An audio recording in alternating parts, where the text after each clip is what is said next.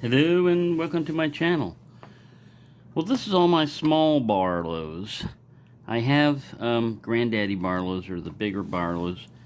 I don't think I have any tiny Barlows, but these are like the average size ones.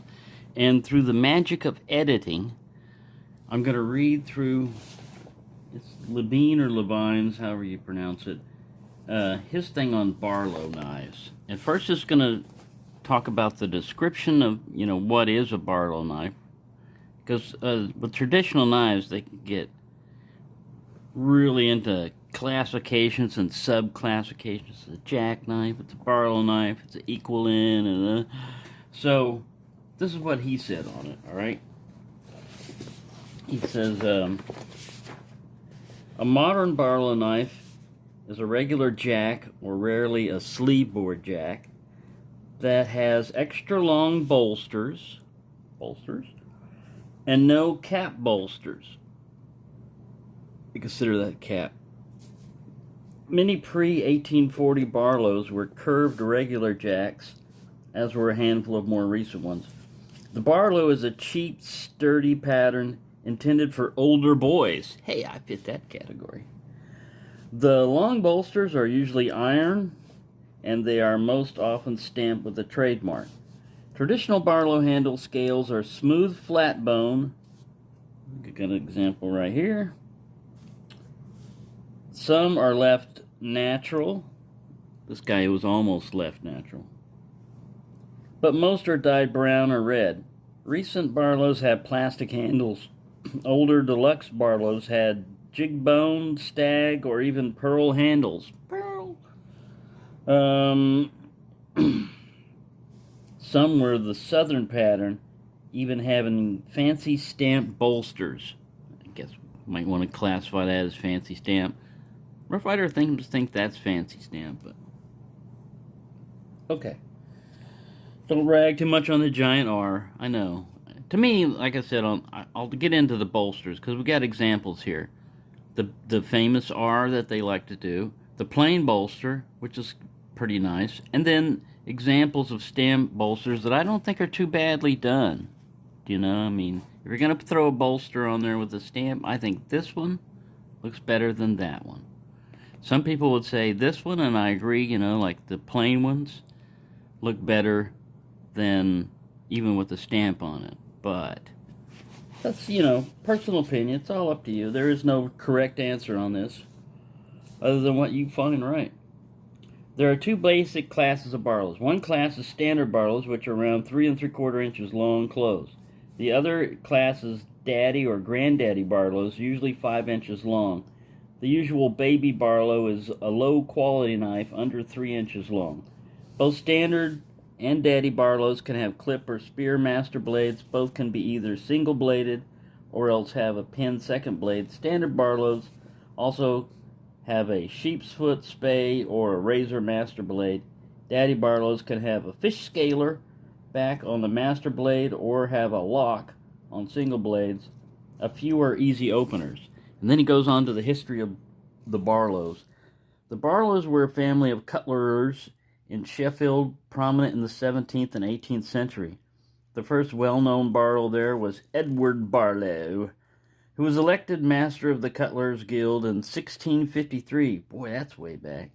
According to John Goines, the original Barlow of Barlow knife fame was Obadiah Barlow, who started a business in 1667. His grandson, John, succeeded him in 1710, and John Jr. of Campo Lane succeeded John in 1745.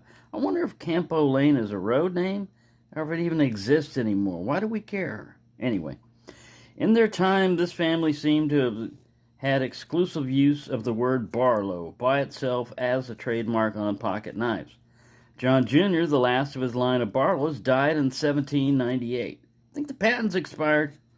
Another branch of the family was represented by Samuel Barlow of Nipson near Sheffield. Okay, so they're trying to tell us like a county or some area where they were at. His trademark in 1787 was a sideways Z, a small circle, and a picture of a scimitar. After 1798, he added the word Barlow to his mark. He worked until 1830s. An important supplier of cheap Barlow knives was the Furness family of Liberty Hill, Stannington, near Sheffield. Cutlers named Furness or Furness made. They got a bunch of different. There he goes.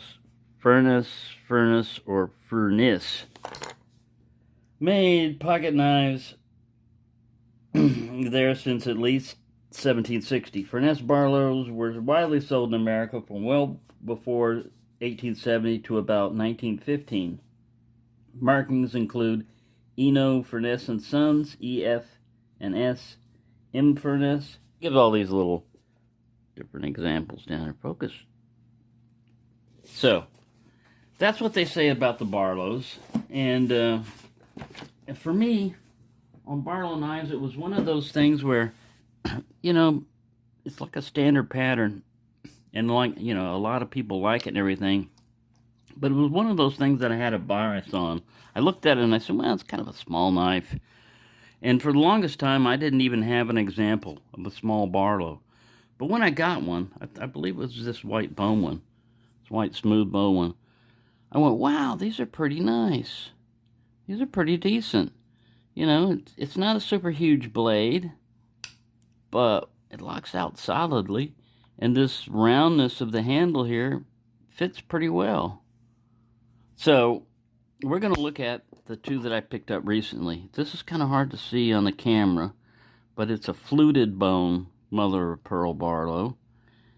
And this other one I've discussed or shown a little bit before is that bark pearl, which I found some more information. One of my commenters told me about the bark pearl, and it is a layer of bark pearl that they put in there, and sometimes they char it and stuff. But anyway, I think I have that on the box, some more stuff about it. But I really like them. But one of the things I wanted to point out, Tobias recently did a thing about nail nicks on Barlows, and how he knows how to get this Barlow open. He just grabs it right there and he opens it, like most Barlows. Even if the nail nick is completely obscured, he knows where to get it, and he can grab it, every time. Any Barlow, around. Well, on some of them it's a little bit different, like on these older ones. But, that kind of works if you can't get to the nail nick. But my thought is, here's some examples of ones that were done right and done wrong.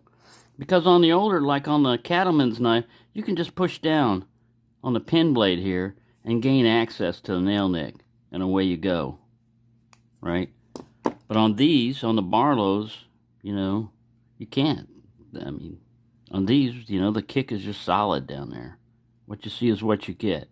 And yeah, you can always open up the pin blade and then get the main blade if you want. But my thought is, why even put a nail nick in there if it's non-functional? I mean, it should work as a nail nick. Now, this one does. Like I said, if you get your hand in there just right, you can get them. It's all a matter of also knowing how to learn, use your tool. But look at how well this one's done. Why could they, why did they get it right on that, but not on other ones? This thing's damn near obscured. But look at that. Made by the same company, same factory, probably around the same time frame. So this blade's not sitting proud. I'm not getting stabbed by it or anything. They did this one right. So some of them I'm saying, I mean, what are you paying for a knife? They're inexpensive, and you get what you pay for and everything. But what I did, like on this one, since it's a new one and it's a new pattern, I think they're going to fix that on newer patterns. They're going to actually fix this nail nick issue. They're either going to bring the main blade forward and put, a nail nick on the other side, but they're going to fix it. But this one, this is what I did. This is like my first attempt at making a nail nick of my own. I have no problem with this now. Because I don't, sometimes, especially when they're swedged like this, it's hard to get a little pinch grip down here.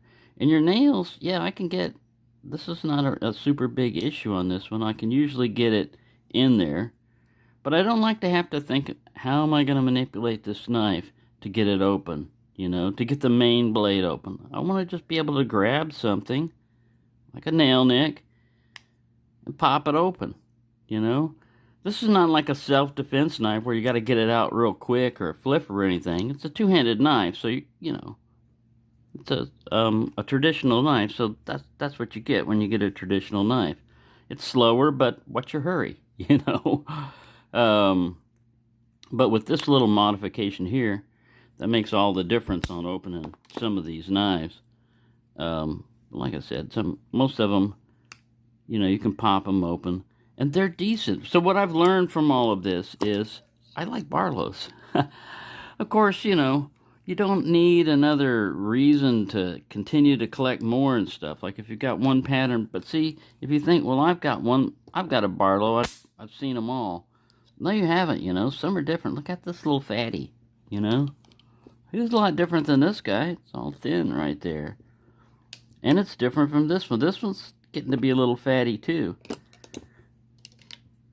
This one's just like smooth. Here's a newer one, micarta. They didn't go the fatty route, So they can be different. And that little difference right here, you can just see how much higher, I don't know if you can see, how much higher this guy is sticking up. But he's much wider on the base than the other ones. That adds up to more stability in your hand when you're holding it a lot of times, especially on a small knife. The more purchase you've got, the more surface area you've got to mess around with, the better off you are. I like the script too. This is another good way of doing it. They could spell it with a Y right now, and I'd be happy with me, but it's just tang stamps, It's not a super big thing. But it's just like if you're a collector and you're into the little details of everything, I really like this one. Of all the Barlows I bought, now this one feels good in the hand too, and it's fluted bone. But, because of the sale and everything, this one was $12, and this one was like $9. Who wouldn't give $9 for something like that, man? Most of the time the Barlows, they're inexpensive. They're usually going for like $12 to $15 at most. I've seen more of the ones I want. One of them is a brown stag bone. I don't think I've got an example of that up here, but I know I've got that. It's kind of like this, the brown stag bone. A lot like that. But that one looks nice, and I think it's like $14 or so at Smoky. So there you go. That's my little take on Barlows. I really like them. These are my two latest acquisitions. This one's recent, and so is this one, and this is the oldest one.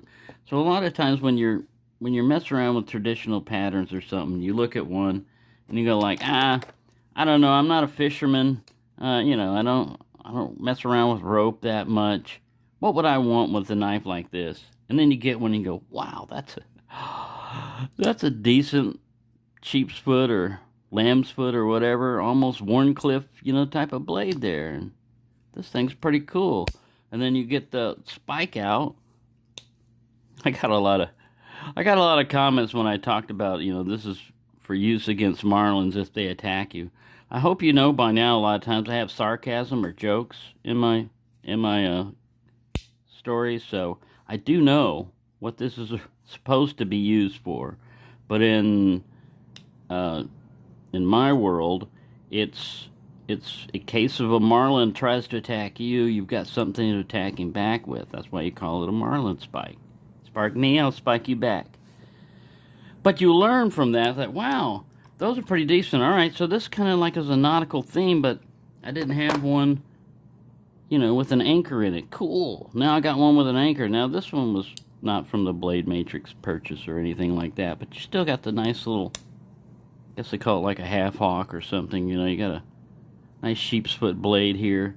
Comes in pretty handy. Nice sturdy lockup and everything. You can do a lot of rope cutting or whatever you want to cut. And then this comes in handy for more than just, fending off attacks by marlins. You can use it for a lot of stuff. But if you're going to use it for rope and everything, do not sharpen this tip. You don't want to fray the rope you're working with. That's one of the worst things you can do. You want to go in there smoothly and cleanly. And for the idiots that, think like, wow, it's going to make a really good self-defense weapon. Again, you don't need to sharpen a tip. The whole thing behind, a spike type of weapon is not that it's super, super pointy. I mean, it's pointy, but it doesn't have to be super pointy. Like I said, most bayonets the edge were left dull. They only had like a point on them a lot of times. Because a dull wound is harder to stitch up, but it might have also been because they didn't want the GIs to get themselves cut using a knife. I don't know. Tobias has got more information on bayonets than I do, and probably more bayonets than... He's definitely got more bayonets than I do. I think I only have one left. So there you go. I don't know how this guy got included in the conversation of Barlows, but he did. But the main thing I was trying to get across on that is don't let your bias against something. I mean, that's what I thought. That's why I skipped over Spyderco when it was first coming out. I could have gotten all different kinds of, Spydercos, but I was like, I don't like it. Because I never picked one up. I never handled one. Now that I've handled them, they're one of my favorite knives. I mean, as far as like opening and closing deployment methods, pretty damn easy. Get them, Bug Zapper. So there you go. I've wasted enough of your time. There's a little thing on Barlows, and knock off a couple more off the list. I'd have to say out the original initial $100 order I got from them, this is my favorite one out of that $100 order. It's the long rifle hunter, but as far as like finds and getting out of there, this is one of my favorites. I don't know if it's like the top favorite or everything, but ever since Knife Detector did that video on this one, I had been looking for one, and whenever I found one, it was already in a bid and already way beyond what I could afford. You just have to reach a point when you're a collector or trying to get something is like, yeah, that's nice, but can I afford that? And if the answer is no, then you just gotta pass on it. Ooh, look, he got included too, and he has nothing to do with the Barlow. So thank you for watching, and have a nice day.